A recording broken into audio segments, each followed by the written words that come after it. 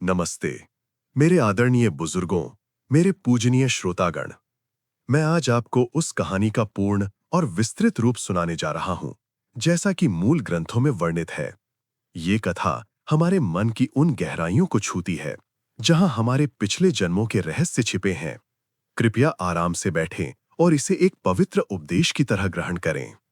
गंभीर और शांत स्वर में प्राचीन भारत की पवित्र भूमि पर श्रावस्ती नगर के बाहर जेतवन विहार में एक दिव्य शांति छाई हुई थी। दोपहर की ढलती हुई धूप बोधि वृक्ष के घने पत्तों से छनकर जमीन पर सुनहरी बूंदों की तरह गिर रही थी। भगवान बुद्ध, वे परम ज्ञानी, उस समय वृक्ष के नीचे विराजमान थे। उनके चारों ओर हजारों भिक्षु बैठे थे, जो गहरे ध्यान में लीन थे। हवा में चंदन की भीनी भीनी खुशबू थी और एक ऐसी शांति थी जिसे शब्दों में बयान नहीं किया जा सकता। शिष्य या तो आंखें बंद करके ध्यान कर रहे थे या हवा में पत्तों की सरसराहट सुन रहे थे। पूरा वातावरण एक गहरे समाधि के सागर में डूबा हुआ था। लेकिन मेरे बुजुर्गों, उस परम शांति के बीच भी एक छोटी सी बेचैनी की लहर चुपचाप फैल रही थी।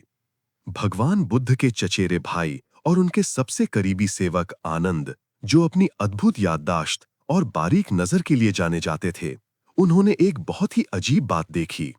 आनंद ने देखा कि जब भी सुनेत्र, जिसे मूल कथा में सुनेत्र या शान यान कहा गया है, नाम का एक बहुत ही गुणवान भिक्षु कुछ बोलता या भगवान बुद्ध उसकी प्रशंसा करते, तो संघ के एक बहुत ही सम्मानित और बुजुर्ग भिक्षु, जिनका नाम भद्दिया था, उनके माथे पर अपने आप एक शिकन आ जाती थी।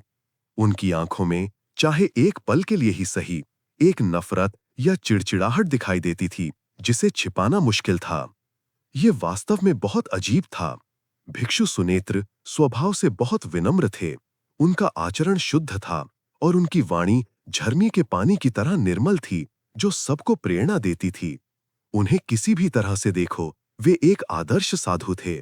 और दूसरी ओर भद्दिया भी संघ में नियमों का पालन करने वाले और दयालु स्वभाव के संत माने जाते थे। वे सभी पर दया करते थे। तो फिर केवल सुनेत्र को देखते ही उनके मन में ये कड़वाहट, ये स्वाभाविक नफरत क्यों आ जाती थी? ये नफरत इतनी सूक्ष्म थी कि आनंद के अलावा शायद ही किसी ने इसे देखा हो, लेकिन ये वहां मौजूद थी, किसी पुराने पत्थर की तरह जमी हुई। ऐसा लगता था कि ये दिमाग का फैसला नहीं, बल्कि दिल की कोई अनियंत्रित प्रतिक्रिया थी। आनंद का मन उलझन से भर गया। वे जानते थे कि बिना कारण की ये नफरत मुक्ति के रास्ते में एक बड़ी बाधा है। ये केवल भद्दिया की समस्या नहीं थी। क्या ये हम सांसारिक लोगों के साथ भी नहीं होता? हम भी तो जीवन में कई बार ऐसे लोगों से मिलते हैं, जिन्हें हम जानते तक नहीं, पहली बार मिले हैं।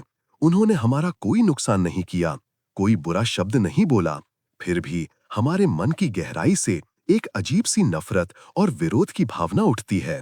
हम कहते हैं कि हमें वो पसंद नहीं या हमारा तालमेल नहीं बैठता।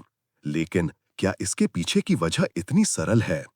इसी बड़े सवाल को लेकर और भद्दिये के साथ साथ दुनिया के उन सभी लोगों के लिए जवाब पाने के लिए जो इस समस्या से जूझ रहे हैं, आनंद अपनी जगह से उठे।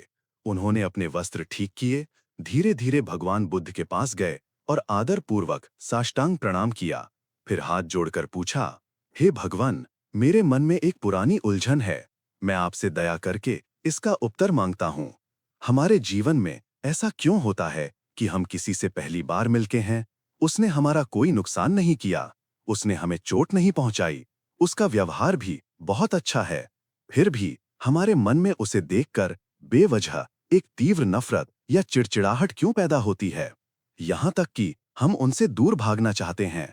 ये अनचाही और बिना कारण की नफरत आखिर कहाँ से आती है? क्या ये किसी चीज का संकेत है? और हम इस मन की परेशानी का सामना कैसे करें और इसे कैसे खत्म करें? जैसा कि मैंने देखा है कि हमारे संघ के कुछ साथियों के बीच भी ऐसी ही एक अदृश्य दीवार है। आनंद ने सीधे भद्दिये और सुनेत्र का नाम नहीं लिया, लेकिन उन्हें विश्वास था कि भगवान बुद्ध का सर्वज्ञ ज्ञान सब कुछ जानता है। भगवान बुद्ध ने धीरे धीरे अपनी आंखें खोलीं। उनकी आंखों में पूरे ब्रह्मांड की करुणा और ज्ञान समाया हुआ था। उन्होंने आनंद को स्नेह से देखा और एक अनुमोदक मुस्कान के साथ कहा, साधु साधु आनंद, तुमने वो सवाल पूछा है जो इस संसार में जन्म मरण के चक्र में फंसे अनगिनत लोगों का सवाल है। ये बेवजह नहीं है और न ही ये केवल स्वभाव का मिलना न मिलना है। जिस पल तुम किसी को देखकर नफरत महसूस करते हो, वो जो हड्डियों तक धसी हुई अस्वीकृति है, वो असल में तुम्हारे आले विज्ञान यानी तुम्हारे मन के सबसे गहरे गोदाम में दबे हुए पिछले जन्मों के कर्मों के बीज हैं, जो उस व्यक्ति से मिलते ही तुम्हें चेतावनी दे रहे हैं। बुद्ध की आवाज ऊंची नहीं थी, लेकिन वो स्पष्ट रूप से हर शिष्य के कानों तक पहुंची।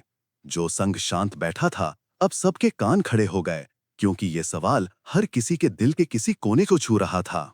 आनंद ने फिर पूछा, भगवन, मैं अज्ञानी हूँ, कर्म के बीजों की चेतावनी क्या है और ये हमें क्या बता रही है? भगवान बुद्ध की दृष्टि गहरी हो गई, मानो वे समय की नदी के पार देख रहे हों। उन्होंने कहा, आनंद और यहाँ उपस्थित सभी भिक्षुओं, ध्यान से समझो, हमारा हर विचार, हर शब्द, हर काम कभी खाली नहीं जाता। वे एक बीज की तरह होते हैं जो हमारे मन, चित्त की खेत में बो दिए जाते हैं। ये खेत हमारा आलय विज्ञान है। अच्छे विचार और काम अच्छे बीज बोते हैं और बुरे विचार और काम बुरे बीज। ये बीज हमारे मन की गहराई में सोए रहते हैं, एक जन्म से दूसरे जन्म तक यात्रा करते हैं और सही समय, धूप और पानी मिलने का इंतजार करते हैं ताकि वे अंकुरित हो सकें और फल दे सकें। तुम इस जन्म में जिस भी व्यक्ति से मिलते हो, वो संयोग से नहीं मिलता। तुम्हारा मिलन पिछले अनगिनत जन्मों के संबंधों का ही परिणाम है। जब तुम किसी को देखते ही खुश हो जाते हो, अपनापन लगता है, तो इसका कारण है कि पिछले किसी जन्म में तुमने उसके साथ अच्छा रिश्ता रखा था। शायद वो तुम्हारा रक्षक था या तुम उसके सहायक थे। तुम्हारे मन में उस प्यार और अच्छाई की यादें जमा हैं। इसलिए जब तुम दोबारा मिलते हो, भले ही चेहरा बदल गया हो, वो अच्छा बीज जाग जाता है और तुम्हें अपनापन महसूस होता है। इसके विपरीत बुद्ध की आवाज गंभीर हो गई। जब तुम किसी को देखकर बिना कारण नफरत करते हो, बेचैनी महसूस करते हो या वहां से भाग जाना चाहते हो, तो यही वो कर्म की चेतावनी है। ये तुम्हें बता रहा है कि बहुत पहले किसी जन्म में तुम्हारे और उस व्यक्ति के बीच कोई बहुत बुरा संबंध या दुष्ट कर्म, अकुशला कर्मा बना था। तुम्हारे मन के गोदाम में नफरत, ईर्ष्या या भारी चोट का वो बीज उस व्यक्ति के सामने आते ही तुरंत सक्रिय हो गया है। तुम्हारा शरीर और ऊपरी मन भूल चुका है कि क्या हुआ था, लेकिन तुम्हारा गहरा मन, जो सब कुछ याद रखता है, नहीं भूला। वो उस पुराने दर्द और कड़वाहट को याद रखता है। इसलिए जैसे ही वो व्यक्ति सामने आता है, तुम्हारा मन खतरे की घंटी बजाता है और नफरत के रूप में तुम्हें संकेत देता है, सावधान, इस व्यक्ति ने तुम्हें दुख दिया था या तुमने इसे दुख दिया था। ये आत्मा की गहराई से आने वाली एक सुरक्षा प्रणाली है। ये तुम्हें चेतावनी दे रही है कि अगर तुमने इसे अभी नहीं समझा और नहीं सुधारा, तो वो पुराना, अधूरा और जहरीला रिश्ता इस जन्म में फिर से शुरू हो सकता है। ये सुनकर वहां बैठे भिक्षु हिल गए। वो एक मामूली सी नजर, वो अजीब सा मूड, उसके पीछे इतना गहरा राज था। भद्दिया का शरीर कांपने लगा। उन्होंने सिर झुका लिया और हाथ कसकर बांध लिए। बुद्ध के शब्द बिजली की तरह उनके मन के अंधेरे को चीर रहे थे। उन्हें अब धुंधला सा समझ आने लगा था कि वे सुनेत्र के प्रति समान भाव क्यों नहीं रख पाते थे। आनंद ने कांपती आवाज में फिर प्रणाम किया। हे भगवन, आपकी बातों ने मेरी आंखें खोल दी। तो फिर इस चेतावनी के पीछे कैसी कहानी छिपी हो सकती है? क्या आप हमें समझाने के लिए कोई पुरानी कथा सुना सकते हैं? बुद्ध ने सहमति में सिर हिलाया। उन्होंने भद्दिया और सुनेत्र की ओर देखा और फिर धीरे से कहानी शुरू की। ठीक है, ताकि तुम इस सिद्धांत को समझ सको, मैं तुम्हें अनगिनत कल्पों, बहुत लंबे समय की एक कहानी सुनाता हूँ। ये कहानी एक अमीर व्यापारी और एक शिल्पकार की है। ध्यान से सुनना, क्योंकि इस कहानी के पात्र शायद तुम लोगों के बीच ही बैठे हैं। बुद्ध की आवाज में एक जादू था। पूरा जेतवन आश्रम सन्नाटे में डूब गया, मानो हवा भी सांस रोककर सुन रही हो। बहुत समय पहले एक समृद्ध राज्य में वासु नाम का एक बहुत धनी व्यापारी रहता था। उसके पास राजा के बराबर दौलत थी। वो बहुत होशियार था, लेकिन दौलत ने उसे घमंडी, अहंकारी और दिखावटी बना दिया था। उसके जीवन का सबसे बड़ा सपना था कि वो दुनिया का सबसे सुंदर और आलीशान महल बनवाए ताकि उसका नाम उस महल के साथ अमर हो जाए। इस सपने के लिए वासु ने अपनी सारी दौलत लगा दी। उसने बेहतरीन आर्किटेक्ट बुलाए, कीमती लकड़ियां और रत्न मंगवाए। वो हर छोटी बात पर मजदूरों को डांटता फटकारता था। उसकी नजर में मजदूर सिर्फ उसके सपने को पूरा करने के औजार थे। उसे उनके दुख दर्द से कोई मतलब नहीं था। जब महल का मुख्य ढांचा तैयार हो गया, तो सबसे महत्वपूर्ण काम बाकी था। मुख्य हॉल के बीच का खंभा और दीवारों पर लकड़ी की बारीक नक्काशी। इसके लिए वासु ने उस समय के सबसे प्रसिद्ध नक्काशी कलाकार शिल्पकार को बुलाया। उस कलाकार का नाम था शांति, जिसका अर्थ है धैर्य और शांति। जैसा नाम वैसा ही उसका काम था। शांति न केवल अपनी कला में अद्वितीय था, बल्कि वो एक उच्च आचरण वाला साधु जैसा इंसान था। वो जब नक्काशी करता तो वो सिर्फ हाथों से नहीं, बल्कि दिल से काम करता था। वो मानता था कि दूसरों के लिए सुंदर घर बनाना भी एक पूजा है। इसलिए वो न कभी पैसों की बहस करता, न काम की शिकायत। शांति जब काम करता तो वो वासु की चापलूसी नहीं करता था। वो चुपचाप लकड़ी को छूता, मानो उसकी आत्मा से बात कर रहा हो। फिर अपनी छेनी से काम शुरू करता। उसके हाथों से लकड़ी में जान आ जाती थी। कभी उड़ती हुई परियां, कभी कमल के फूल, कभी जानवर, सब सजीव लगते थे। जल्दी ही सब लोग शांति की कला और उसके स्वभाव के दीवाने हो गए। मजदूर आराम के समय उसके पास बैठकर उसकी ज्ञान और दया की बातें सुनते। उसकी मौजूदगी उस तनाव भरे महल में ठंडी हवा के झोंके जैसी थी। यहां तक कि वासु का परिवार भी शांति का सम्मान करने लगा। ये सब घमंडी वासु देख रहा था और मन ही मन जल रहा था। पहले उसे थोड़ी चिढ़ हुई, फिर उसे लगा कि ये महल तो उसका है, सारी तारीफ उसे मिलनी चाहिए। ये मामूली कारीगर उसका श्रेय क्यों ले रहा है? शांति को जितना सम्मान मिलता, वासु की जलन की आग उतनी ही भड़कती। उसे शांति की शांति, उसका मौन अपने अधिकार के खिलाफ अपमान लगने लगा। वासु ने शांति को तंग करना शुरू किया। कभी काम में कमी निकालता, कभी सबके सामने उसे अपमानित करता, कहता कि वो कामचोर है। वो शांति की छवि खराब करना चाहता था, लेकिन शांति, वो हमेशा शांत रहता, मुस्कुराता और अपनी गलती सुधारने की कोशिश करता। शांति की ये सहनशीलता वासु को और ज्यादा चुभने लगी। उसे लगा कि वो हवा में मुक्का मार रहा है। अंत में जब महल पूरा होने वाला था, वासु की जलन और गुस्सा पागलपन में बदल गया। उसने एक बहुत ही नीच और दुष्ट योजना बनाई। उसने रात के अंधेरे में अपनी एक बेशकीमती मणि मोती चुपके से शांति के औजारों के बक्से में छिपा दी। अगले दिन उसने शोर मचाया कि उसकी मणि चोरी हो गई है। सबकी तलाशी ली गई और जैसा कि उसने योजना बनाई थी, मणि शांति के बक्से से मिली। सब हैरान रह गए। कोई नहीं मान सकता था कि शांति जैसा संत चोरी करेगा। लेकिन वासु ने चिल्लाकर कहा, देखो, यही है तुम्हारा महात्मा। ये एक पाखंडी चोर है। मैंने इसे अपने पवित्र महल में बुलाकर गलती की। उस समय के कानून के अनुसार राजघराने या बड़े लोगों की चोरी करने पर हाथ काटने की सजा थी। वासु यही चाहता था। वो शांति के वो हाथ काट देना चाहता था जिनसे वो इतनी सुंदर कला बनाता था, जिससे वासु को जलन होती थी। जब शांति को सजा के लिए ले जाया गया, तो उसने एक भी आंसू नहीं बहाया, न रहम की भीख मांगी। उसने सिर्फ वासु की आंखों में देखा, जिनमें जीत नहीं, बल्कि डर और कमजोरी थी। शांति समझ गया कि वासु ने ये सब अपनी अंदरूनी पीड़ा और ईर्ष्या के कारण किया है। जब जल्लाद की तलवार उठने वाली थी, तब शांति ने बोला। उसने अपनी सफाई नहीं दी, बल्कि आसमान की ओर देखकर एक महान शपथ ली। उसने कहा, आज मैं जो ये कष्ट सह रहा हूं, ये वासु के कारण नहीं, बल्कि मेरे अपने किसी पिछले कर्म का फल है। मैं वासु से नफरत नहीं करता, बल्कि मुझे उस पर दया आती है, क्योंकि जो व्यक्ति ईर्ष्या और झूठ से दूसरों को चोट पहुंचाता है, वो खुद सबसे ज्यादा दुखी होता है। मैं अपना ये दुख और मेरे सारे पुण्य वासु को समर्पित करता हूं। मेरी प्रार्थना है कि भविष्य में वासु के मन से ये घमंड और जलन मिट जाए। यदि मेरी ये शपथ सच्ची है, तो मेरे कटने वाले हाथ कमल के फूल बन जाएं, और भविष्य में चाहे वो मुझे कितनी भी चोट पहुंचाए, मैं उसे सही रास्ता दिखाऊंगा और उसे तब तक नहीं छोड़ूंगा जब तक वो मुक्ति न पाले। जैसे ही उसने ये कहा, तलवार गिरी और शांति के दोनों हाथ कट गए। लेकिन एक चमत्कार हुआ। वे हाथ जमीन पर गिरकर मांस के लोथड़े नहीं बने, बल्कि हवा में ही दो सुंदर सुगंधित सफेद कमल के फूल बन गए और धीरे धीरे जमीन पर गिरे। वहां मौजूद हर कोई सन्न रह गया। वासु ने जब उन कमलों को देखा तो वो डर और पछतावा से भर गया। उसे समझ आ गया कि उसने किसी महान संत का नुकसान किया है, लेकिन उसका अहंकार इतना बड़ा था कि वो सबके सामने अपनी गलती नहीं मान सका। उसने बात दबा दी और शांति को शहर से निकाल दिया।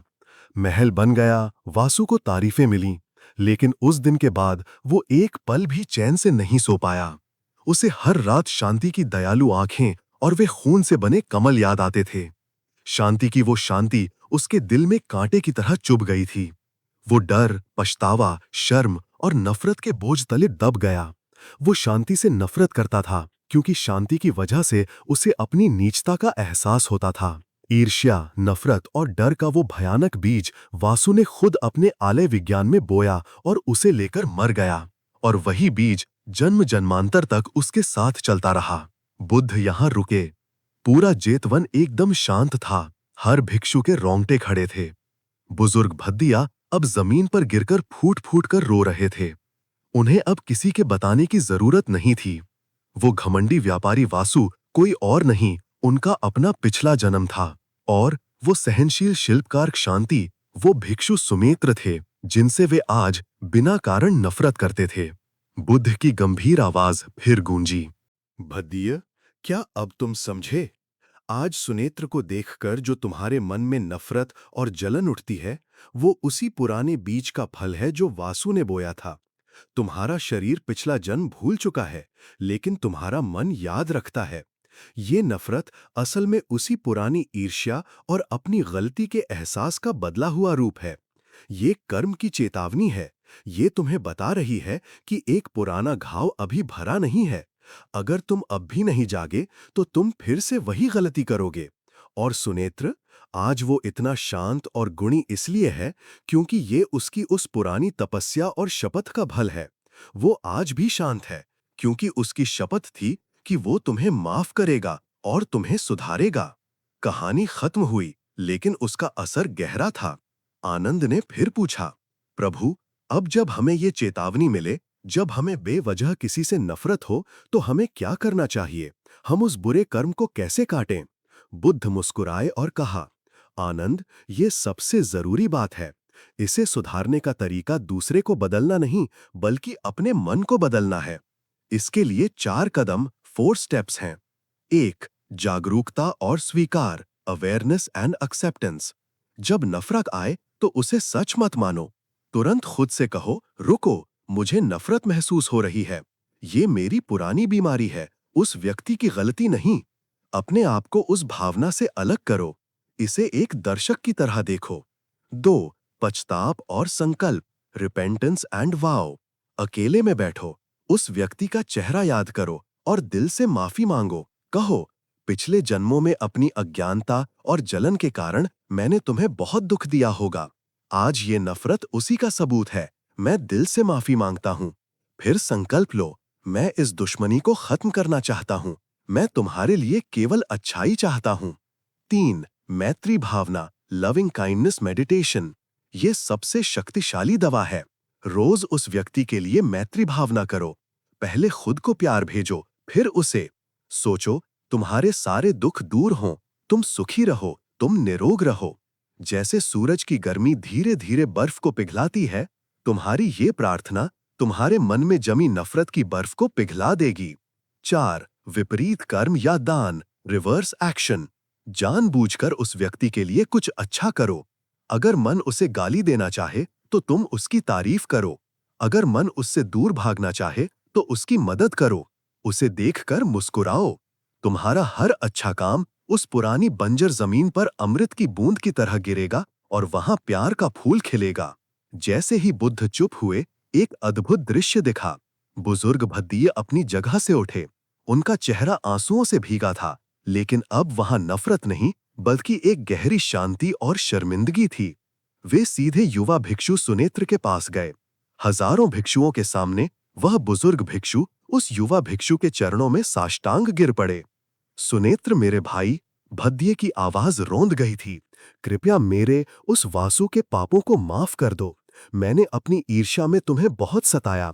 आज भी मैं तुम्हें नफरत की नजर से देख रहा था। मुझे माफ कर दो। बुद्ध का धन्यवाद कि मुझे ये सच पता चला। और तुम्हारा धन्यवाद शांति कि तुमने अपनी शपथ निभाई और मुझे सुधरने का मौका दिया। भिक्षु सुनेत्र ने तुरंत झुककर भद्दिया को उठाया। उनके चेहरे पर वही पुरानी शांति और मुस्कान थी। उन्होंने भद्दिया के आंसू पोंछे और कोमलता से कहा, भंते भद्दिया, आप क्या कह रहे हैं? जो बीत गया वो कल की बात थी। जो आज है वो नया जन्म है। बुद्ध के धर्म में कोई ऐसा पाप नहीं जिसे सुधारा न जा सके। हम दोनों एक ही गुरु के शिष्य हैं।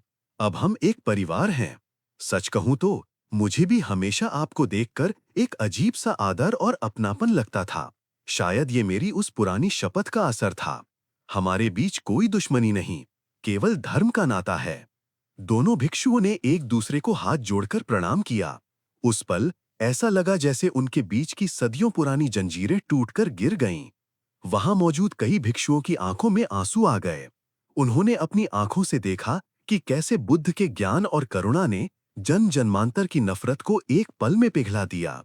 भगवान बुद्ध ने अंत में कहा, याद रखो, जीवन में जो भी व्यक्ति तुम्हें बिना कारण बुरा लगे, वो तुम्हारी सजा नहीं बल्कि एक उपहार है। वो एक आईना है जो तुम्हें तुम्हारे पिछले दाग दिखा रहा है।